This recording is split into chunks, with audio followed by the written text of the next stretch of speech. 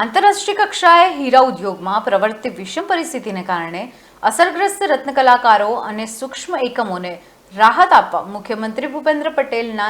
દિશા નિર્દેશમાં રાજ્ય સરકારે વિશેષ સહાય પેકેજ જાહેર કર્યું છે। ત્યારે આ પેકેજની જાહેરાત કરતા ઉદ્યોગ રાજ્ય ગૃહમંત્રી હર્ષ સંઘવીએ કહ્યું કે આ સહાય પેકેજ રાજ્યના હીરા ઉદ્યોગના કલાકારો અને એકમોને આર્થિક રાહત પૂરી પાડવા ઉદ્યોગની સ્થિરતા જાળવવા માટે મહત્વનું પગલું છે।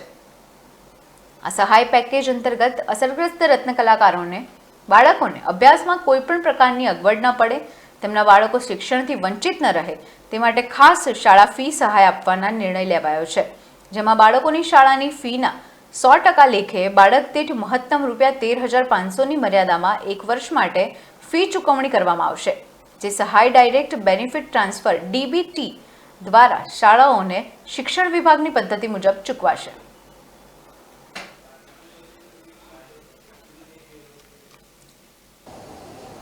भारतीय जनता पार्टी भूपेन्द्रभाई पटेल मुख्यमंत्री श्रीना मार्गदर्शन में गुजरात सरकार द्वारा गुजरातना हीरा उद्योग जोड़े जोड़ायेला लाखों रत्न कलाकारों, नाना कारखानेदारों, सौ वेपारीओ माटे भारतीय जनता पार्टी चूंटायेला सौ प्रतिनिधिओ, सूरतना सौ धारासभ्यश्रीओ, शहर भारतीय जनता पार्टी सांसद श्री,